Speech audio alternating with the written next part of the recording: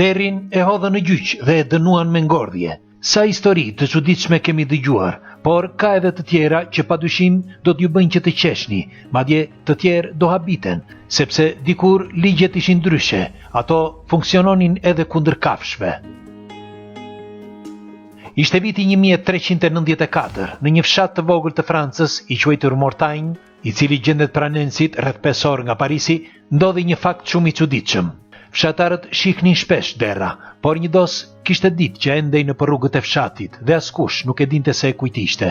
Dikush thoshte se kishte shpëtuar nga stalla e një fshatari që gjendej rreth 1 orë larg prej andej. Megjithatë, kjo dos tashmë nuk kishte askënd që ta kontrollonte, dhe ajo gjezdiste nga një vend në tjetrin për të gjetur ushqim.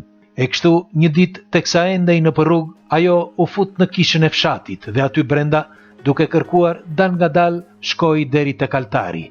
U afrua e pasi gjeti disa fruta, hipi mbi ato 2 shkallë dhe shkoi mbas altarit. Aty pa disa biskota buke, nga ato që përdoren për sakramento ose për të kunguar, dhe pasi tërhoqi çarçafin që i mbante, çdo gjë ra për tokë. E kështu dosa hëngri që të gjitha copat që gjeti aty.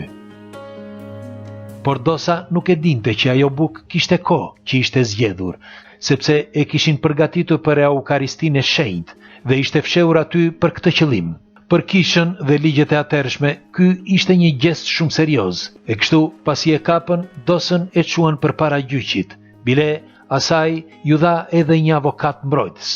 Por akti që kishte kryer ishte i rënd, sepse ajo kishte ngrënë bukën e shenjtë të kunguar. E kështu, trupi gjykuese dënoi dosën me ngordhje, madje edhe për blasfemi, dhe ditën tjetër e therrën dhe e poqën. Përshëndetje, kush nuk e ka bërë ende, do t'i lutesha nëse është e mundur t'i bëni like faqes. Juve nuk ju kushton asgjë, për ne është një diferencë e madhe. Dhe tjetra, që është shumë e rëndësishme, ky është i vetmi kanal Nadir Mura. Çdo kanal tjetër që nuk mban emrin tim Nadir Mura është fake.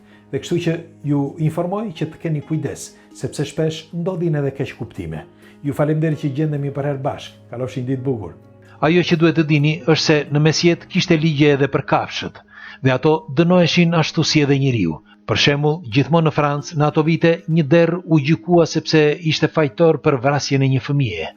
Ai e kishte kafshuar ndoshta duke u zënë për bukën e gojës dhe fëmia nga frika vdiq.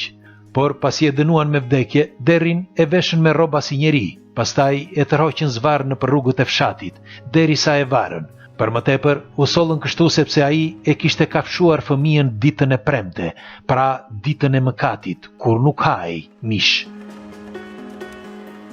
Çfarë mendimi keni për këto ligje? Po për historitë në fjalë. Pres komentet tuaja sepse ky është vërtet një lajm informativ, sepse me këto informacione kuptojnë ligjet që ndikuan në zhvillimin njerëzor.